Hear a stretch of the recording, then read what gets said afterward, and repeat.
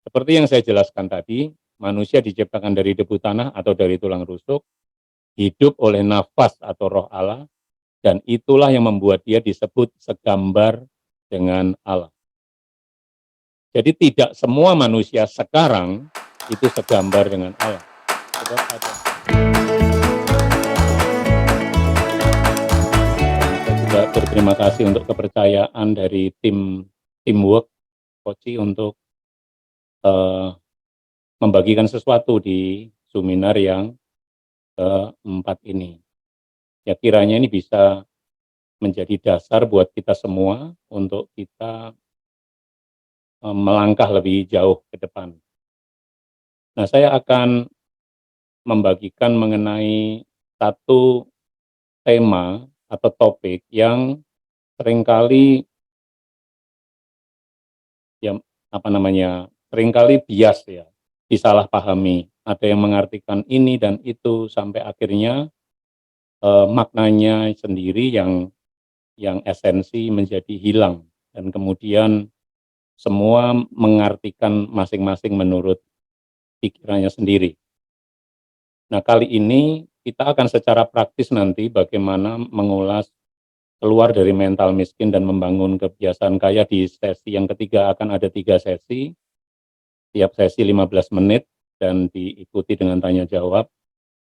Tapi sesi yang terakhir akan menjadi sesi yang khusus, yaitu sesi wawancara tanya jawab langsung. Nah, 2 sesi pertama ini saya ingin memberi dasar saja mengenai bisnis kerajaan Allah.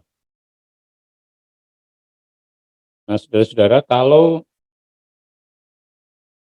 kita melihat bisnis kerajaan Allah, maka kita harus memahami apakah kerajaan Allah itu, bagaimana masuk ke dalam kerajaan Allah, apa yang kita alami ketika kita berada di dalam kerajaan Allah, atau apa yang akan kita kerjakan.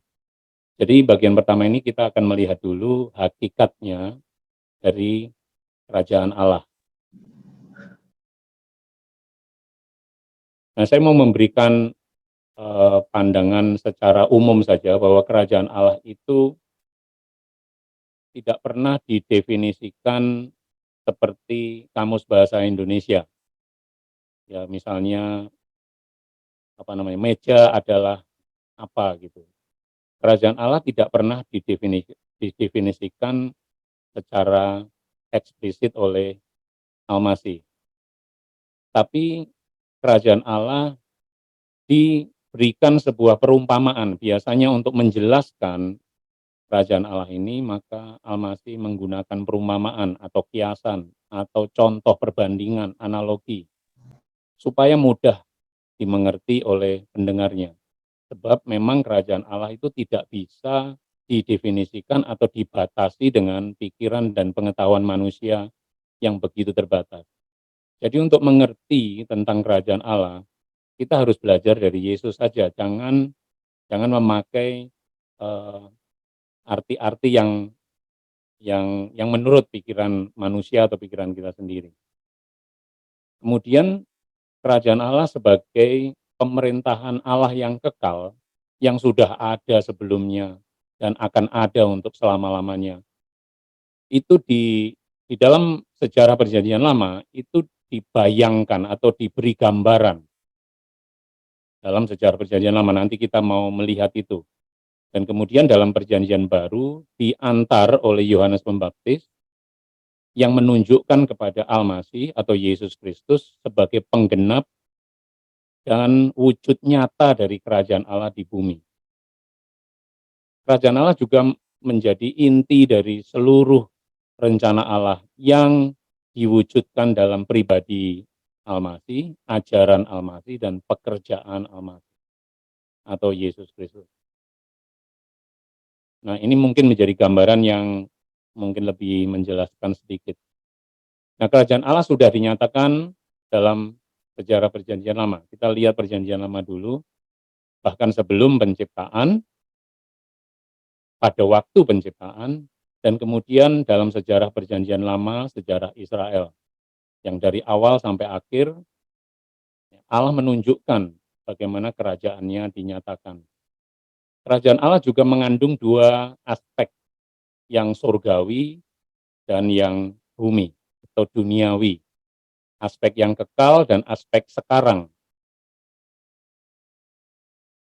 Kalau kita lihat dalam beberapa ayat saja, karena sebenarnya ada banyak sekali ayat yang mendukung ini, tapi nanti hanya baca ayat saja ya sampai selesai. Kita mau melihat hal-hal yang penting saja di Kejadian 1 ayat 1. Saudara-saudara, Kejadian 1 ayat 1 adalah ayat pertama dari seluruh kitab Perjanjian Lama, dari seluruh Alkitab kita. Dan ini menjadi pokok pikiran penting sekali untuk kita perhatikan, walaupun bunyinya hanya pada mulanya Allah menciptakan langit dan bumi. Mari kita perhatikan, atau kenapa langit dan bumi disatukan dalam penjelasan Allah tentang penciptaan. Karena langit dan bumi itu selalu dihubungkan. Langit dan bumi. Pekerjaan Allah bukan hanya meliputi langit atau surga, tetapi juga bumi. Sebab kata langit ini bukan langit awan yang biru dan sebagainya itu ya, tapi langit yang menunjukkan surga. Surga dan bumi ini selalu menjadi satu bagian penting dari pekerjaan Allah dan seluruh rencana Allah. Kisah Rasul 7 ayat 49 menunjukkan hal yang sama, menegaskan ini. Langit adalah tahtaku dan bumi adalah tumpuan kakiku. Jadi sekali lagi dalam perjanjian baru pun menunjukkan dengan jelas mengenai hubungan langit dan bumi. Di dalam Mazmur 103 ayat 19 menjelaskan bagaimana Allah berkuasa di surga. Allah memerintah di surga. Dan kerajaannya berkuasa atas segala sesuatu. Segala sesuatu, tidak ada satupun yang tidak tunduk dalam pemerintahannya. Mazmur 22 ayat 28. Tuhan juga memerintah bukan hanya di surga, tapi di bumi, atas bangsa-bangsa. Bukan hanya satu bangsa terpilih, tapi seluruh bangsa. Seluruh umat manusia. Pemerintahan Allah juga ada di situ. Daniel 4 ayat 3b, kerajaannya adalah kerajaan yang kekal, ini menunjukkan surgawi, dan pemerintahannya turun-temurun. Dalam terjemahan lain adalah dari generasi ke generasi, yang menunjukkan adalah umat manusia yang berketurunan dari satu generasi kepada generasi yang berikutnya. Jadi sudah jelas, ayat ini menunjukkan bagaimana hubungan antara surga dan bumi. Dan bagaimana Allah bekerja dalam konteks surga dan bumi. Jadi apa yang terjadi di surga akan juga terjadi di bumi.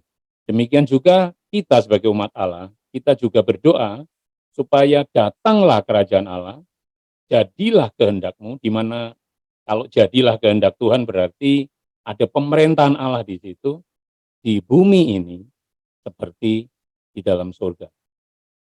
Jadi kita lihat bahwa kerajaan Allah memang urusan surga dan bumi, langit dan bumi. Nah sekarang mari kita lihat di Kejadian 1 ayat 26 dan 28 secara spesifik. Bagaimana Allah berbicara kepada atau menetapkan sesuatu untuk manusia. Kalau kita lihat ayat 26, ini adalah rencana Allah. Baiklah kita menjadikan manusia menurut gambar dan rupa kita, supaya mereka berkuasa. Jadi dari awal, rencana Allah adalah supaya manusia yang diciptakan segambar dan serupa Allah itu berkuasa.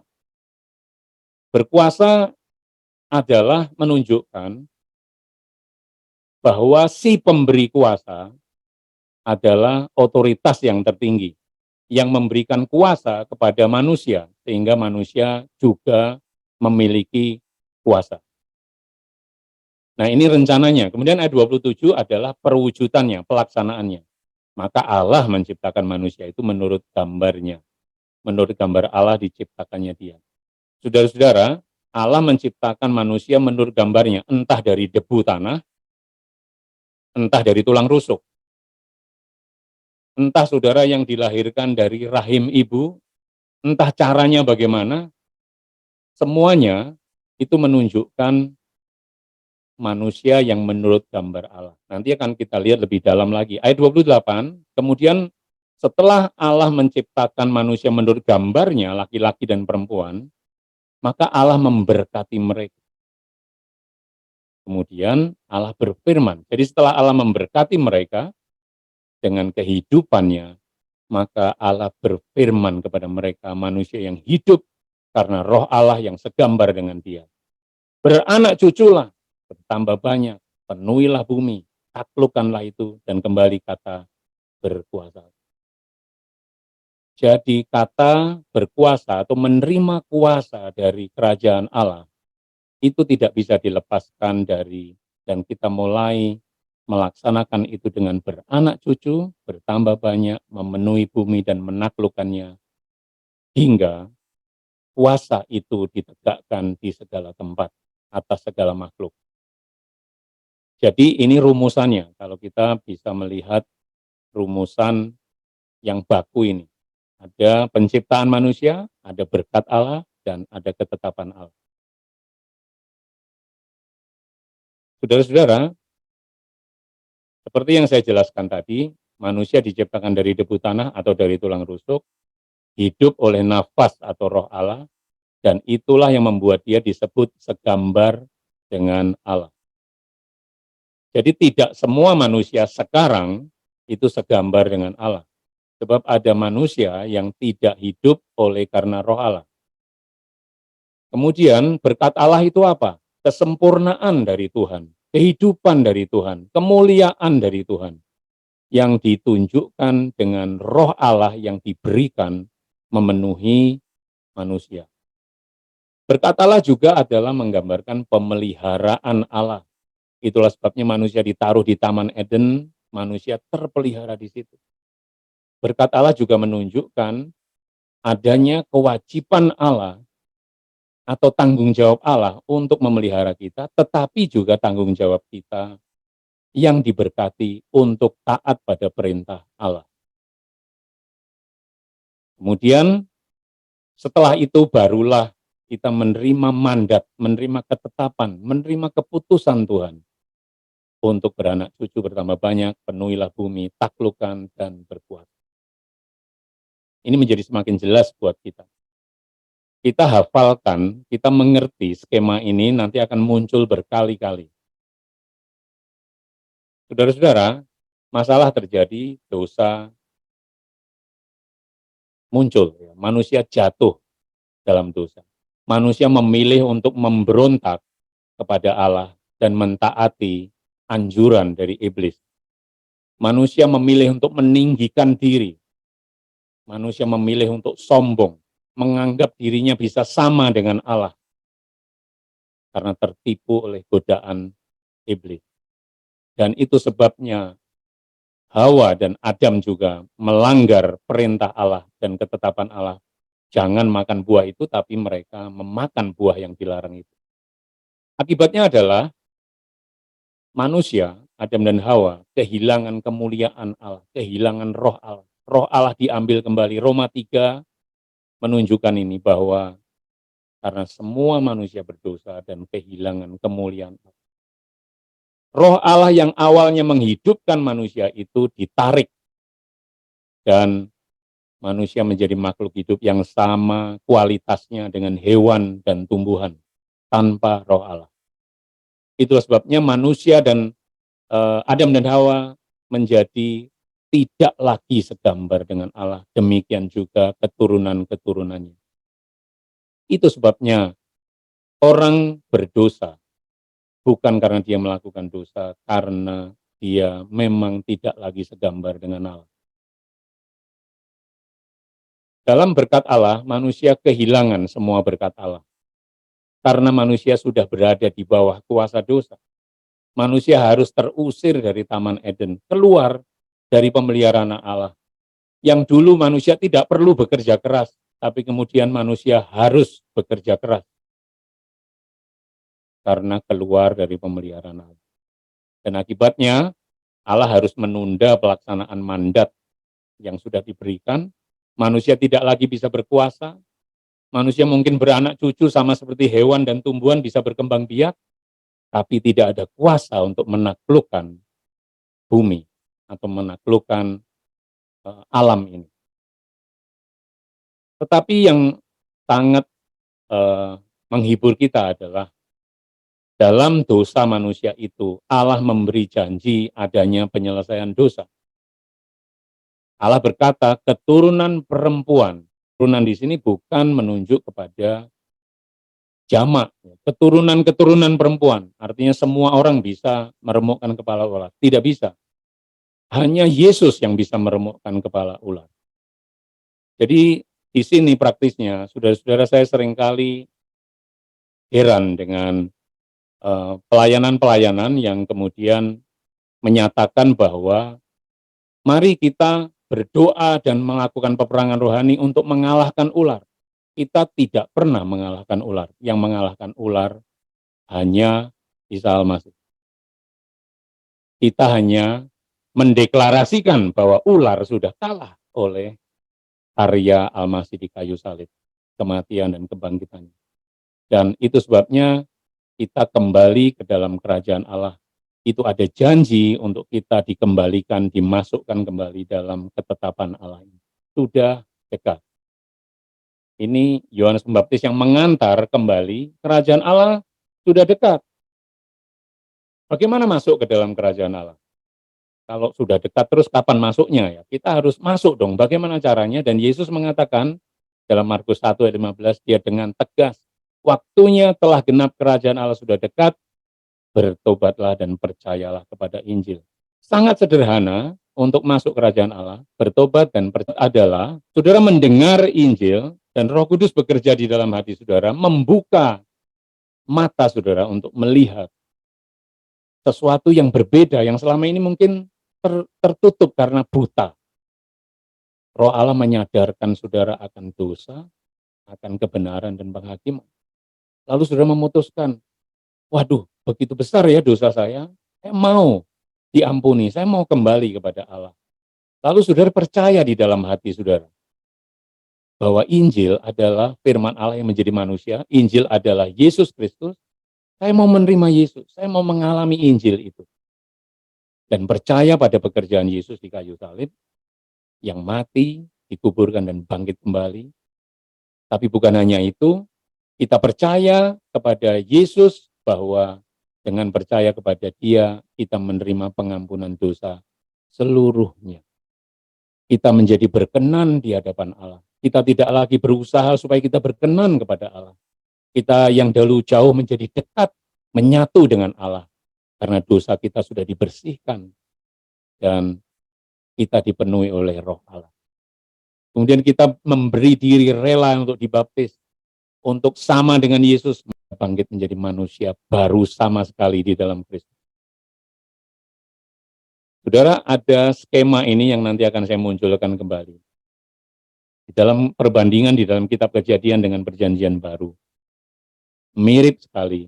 Akhirnya kita akan menerima ketetapan untuk pergi, sebab segala kuasa di surga dan di bumi sudah diberikan kepada Kristus yang memberikan mandat kepada kita.